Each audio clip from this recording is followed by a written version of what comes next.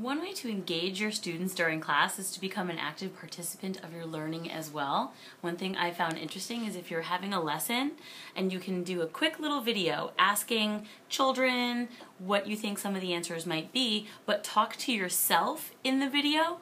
So if you say, "What do you think, Mrs. Moses?" "I don't know. What do you think, Mrs. Moses?" It gets the kids really engaged and they find something interesting and different about it that they might not have seen in the first place. I started using a new app that I learned about called Adobe Voice, and that's an iPad. It allows you to take pictures, or you can use clip art, and you make a movie out of it. So you can record a movie for your students and play. It's your voice going along with a lot of pictures, and I thought the kids could do that too to kind of show what they learned about a topic. I like to use the technology as both a pre-assessment and then providing the direct instruction for my students.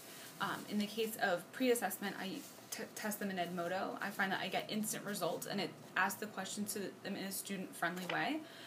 Bonus, during the time that the students are then watching a flipped lecture video, I now have time, because I'm not providing that direct instruction, to take a look at that instant feedback and divide them into differentiated groups so that when they move on from that direct instruction, they can get hands-on technology-based activities that's based on their specific needs for that concept.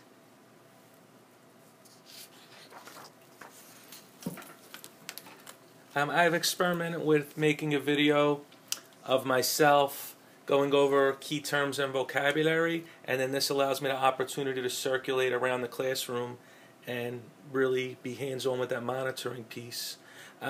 What I didn't expect, which I was pleasantly surprised, when you have classes with high ELL populations, you can be in the front of the classroom saying the exact same thing. Just the fact that you're on a video screen brings it to a whole new level of engagement. I have classes where they just stop and stare like they're at the movies.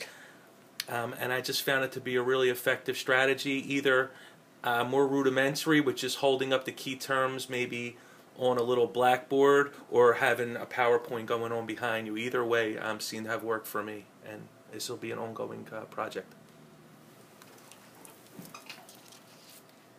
One of the things that I challenged myself with this year was becoming more familiar with Board Builder and using it as a way to help my colleagues with lesson planning, and by building boards along with units in science so that they have boards readily available that have all the science standards and content that we're going to be using to teach that, and they can either teach the lesson directly from the board, or in this case teach half of the lesson from the board and then assign the other half of the board to the students to complete in a center-based activity.